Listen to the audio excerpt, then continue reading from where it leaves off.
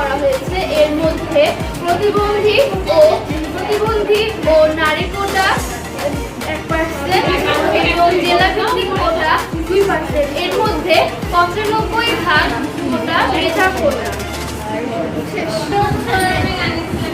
আমরা এভাবে কোটা চাই না, আমরা আমাদের ভাইকে ফেরত চাই।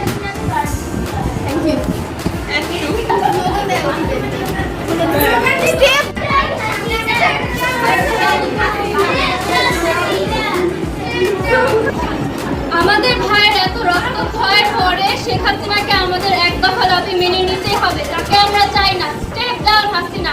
তার পদত্যাগ আমরা চাই।